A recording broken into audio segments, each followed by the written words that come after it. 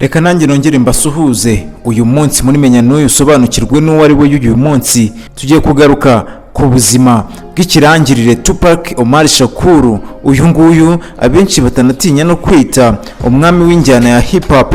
Tupac Omar Shakur cyangwa se Tupac, ushaka kandi wanamwita Tupac cyangwa se Makaveli, yavutse ku itariki ya 16 Kamena 1971, avukira Harlem, agace ka Manhattan muri New York. Akomoka kuri Afeni Shakur na Berry Garland. Amazina ya Tupac nyakuri ni Lesan Parish Clark. Ryaje guhindurwa kuko ngo mama we yatinyaga ko abanzi be bazagira umwana we nabi, dore ko yaranafitanye ibibazo na Leta Zunze Ubumwe za Amerika. Nyuma yo gutandukana n'umugabo we Berry Garland, ari nawe papa wa Tupac, akajya kubana na Mutulu Shakur, nibwo ngo amazina ya Tupac yahinduwe. Amazina ya Tupac nyakuri ni Lesan Parish Clark. Ryaje guhindurwa kuko mama we yatinyaga ko abanzi be bazagirira umwana we nabi, dore ko yaranafitanye ibibazo na guverinoma ya Leta Zunze Ubumwe za Amerika. Tupac yatangiye guhura n'ibibazo kuva akiri umwana. Yavutse sekuru Elmer Geronimo Prati yaratawe muri yombi ashinjwa kwica umwarimu mu mwaka w'1968, mu gihe umugabo wa mama we nawe yari ari ku rutonde rw'abantu bashakishwa na FBI mu mwaka w'1982. Akaba yarashinjwaga kuba yarafashije mushiki we gutoroka uburoko ubwo yari afunze, nawe ashinjwa kwica umuntu. Tupac yari afite abavandimwe batatu bari no muri zimwe mu ndirimbo ze. Mu mwaka w'1986 umuryango wa Tupac wavuye Harlem wimukira i Baltimore ho muri Maryland. Icyo gihe yararangije umwaka wa kabiri w'amashuri yisumbuye. Bageze muri Baltimore yagiye mu ishuri ryigisha ubugeni, yiga ibijyanye no gukora imivugo ndetse na jazz. Igihe yigaga muri iri shuri, Tupac yahawe ibihembo bitandukanye by'uko ari we muraperi mwiza buri uko habaga ibitaramo muri iri shuri, kandi yibukwa nk'umwana wamenyekanye kubera kwitwara neza mu bandi bana, kumenya kurapa no gushobora kumenyerana n'abandi bana uko baba bameze kose. Tupac yakundanye na Jada Pinkett, ubu witwa Jada Pinkett Smith, umugore wa Will Smith, bakiri abana kugeza igihe Tupac yapfiriye. Muri documentaire yitwa Resurrection, Tupac Shakur yaravuze ati, Jada ni umutima wanjye, azaba inshuti yanjye mu buzima bwanjye bwose. Pinkett nawe niyatanzwe kuko yamwitaga inshuti ye, akanavuga ko yari nk'umuvandimwe we, ngo kuko ukuntu babanaga byari birenze n'ubucuti busanzwe. Tupac yanditse ibitabo n'imivugo kuri Pinkett bigaragaza ukuntu yamukundaga, ndetse bakiri no mu ishuri bahoraga bajyana mu birori. Mu mwaka w'1988 umuryango we wimukiye muri Marin City muri California, ahita ajya mu ishuri rya Tamalpais High School. Tupac yatangiye kuzamura ubumenyi bwe bwo kurapa mu mwaka w'1990, atangira gukora indirimbo. Muri uyu mwaka yahise asohora alubumu ye ya mbere, Tupac Apocalypse Now. Iyi ngiyi akaba yarayisohoye mu mwaka w'1990. Mu mwaka w'1993 yakoze alubumu ya kabiri yise Strictly for My Niggas.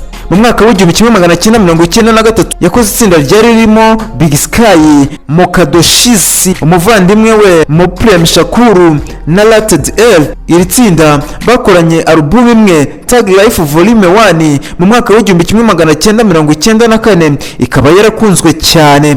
Muri iyi alubumu kandi harimo indirimbo Pull Out a Little Lolita ya Tupac yakozwe na Johnny Jackson, wahise anamukorera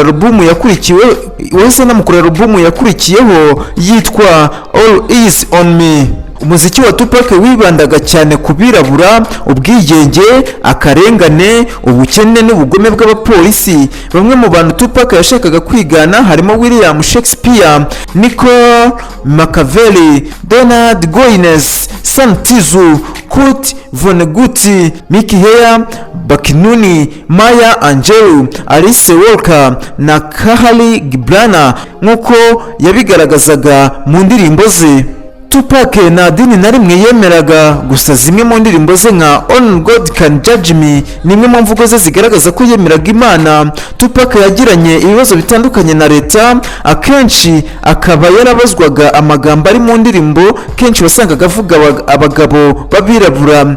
Kenshi iyo mu bitaramo bye habaga ikintu kitagenze neza, ko hari n'igihe abantu barwanaga bashaka ko basinyira orthographe bakanarasana. Ibi byose byaramubazwaga, rimwe na rimwe bakanamufunga akanatanga amafaranga menshi y'amande. Mu mwaka w'1993 uyu muraperi yatowe muri yombi na bagenzi be bashinjwa gufata ku ngufu umugore wo muri hoteli. Nubwo yahakanye ko ntabyo yakoze, ntibyamubujije gufungwa, ndetse amaze kurangiza igihano agisohoka muri gereza yahise asubizwamo ngo kubera ukuntu yitwaye bamufunguye, ahita asabirwa kumara iminsi 120 muri gereza. Nanone mu gushyingo 1994 habura umunsi umwe ngo aburane icyaha cy'ubusambanyi yaregwaga. Yarashwe inshuro 5 kubw'amahirwe ntiyapfa. Nyuma yo kuva mu bitaro byahise bimwakira, amaze kuraswa yahise ajya mu rukiko kuburana ibyaha bigera ku 9 yaregwaga, ahamwa na 3, ku bindi 6 aba umwere. Yahise akatirwa igifungo kiri hagati y'umwaka n'igice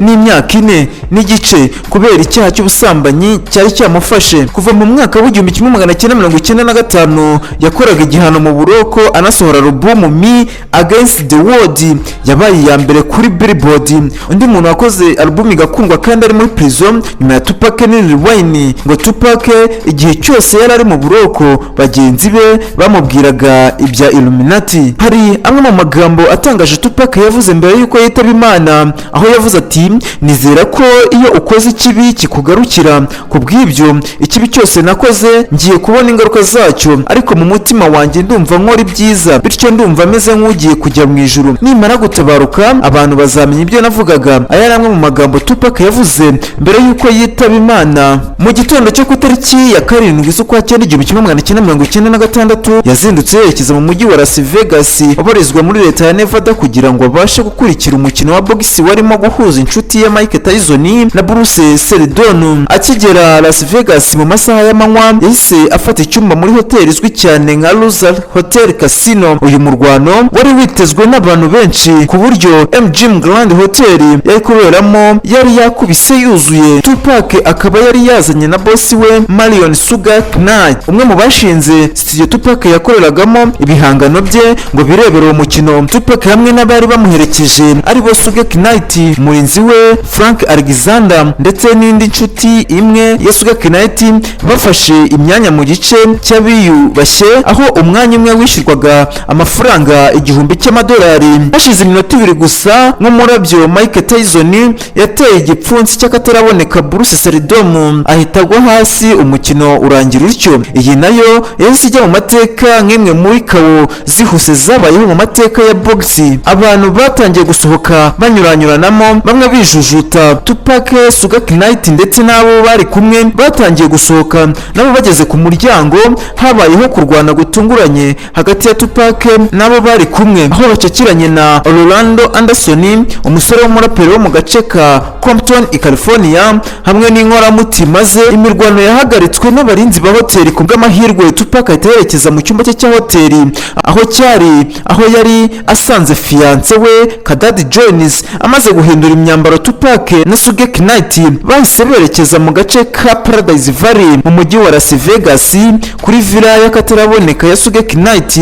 Ahagana mu masaha 4 z'ijoro, Tupac na Sugar Knight ndetse n'abarinzi babo berekeje mu nzu y'urubyiniro Club 662 ya Sugar Knight iri ku muhanda witwa Flamingo. Aha Tupac akaba yaragombaga kuririmba na group ya Run DMC. Bikaba byari biteganyijwe ko Mike Tyson nawe yagombaga kuba hari. Agana kuri iyi nzu y'urubyiniro, Tupac yari yicaye mu modoka ya BMW y'umukara, Sugar Knight ari umutwaye, aho bari baherekejwe n'imodoka enye zirimo abarinzi babo. Saa 5:05 habura ibirometero bike ngo bagere kuri karabu ya 662. Sugar Knight yahagaritswe na polisi kubera ko yagendaga avuza umuziki mwinshi mu modoka no kuba imodoka ye yari ifite plaque. Ibi bikaba byaragaragajwe n'ifoto yafashwe n'umupaparazi wari hafi aho. iyi ikaba ari nayo foto yafashwe bwa nyuma ya Tupac akiri muzima. Barenze aho umupolisi yari ari, imodoka yabo yahise izengurukwa n'imodoka ebyiri batazi aho zivuye, imwe imbere indi inyuma. Iy'inyuma yarabasatiriye iciye ku ruhande rw'ibumoso. Abakobwa b'abirabura bane bari bicaye muri iyo modoka bamwenyurira Tupac na Sugar Knight nabo barabasuhuza. Muri ako kanya umwe mu basore batatu bari mu modoka y'imbere yahise asohora umutwe mu idirishya ry'imodoka ari ku rufa rw'amasasu agera kuri 13 ku modoka ya Tupac na Sugar Knight bari barimo. Tupac mu gushaka guhungira mu mwanya w'inyuma ntibyamworoheye kuko yari yambaye umukandara wo mu modoka tuma ahita afatwa n'amasasu atatu. Ni yari yambaye umwenda umurinda gukomeretswa n'amasasu kandi ubusanzwe yari asanzwe awuhorana. Sugar Knight bari bicaranye we yarashwe ahagana ku irugu ndetse n'amapine abiri y'imodoka araraswa. Ababarashe bahita bavaho bihuta cyane bafata umuhanda wo hitwa Covelane. Mu buhamya Sugar Knight nyuma yo kurokoka yabwiye urukiko avuga ko bakimara kuraswa yabajije Tupac niba ameze neza, maze ngo bitewe nuko Tupac yabonaga amaraso mu ijosi rya Sugar Knight aramusubiza ati ni njye warashwe cyangwa ni wowe, ndabona bakurashe mu mutwe. Bitewe no kumva urufa rw'amasasu polisi yahise ihagera berekeza kwa muganga nk'uko abaganga babitangaje ngo mu nzira bagana ku bitaro Tupac yagendaga avuga ngo ndapfuye simbasha guhumeka. Kwa muganga bahise bamubaga inshuro 3 ngo barebe ko bahagarika kuvira imbere banamuvanamo igihaha cy'iburyo. Iminsi igera kuri 6 yamaze muri koma. MC Hammer, Mike Tyson, Jasmine Guy, Pastor Harry Chatton ndetse na mama we Afeni Shakuru basimburanaga kuza kumusura, bose bakahava n'amarira menshi bitewe no gukomereka bikabije.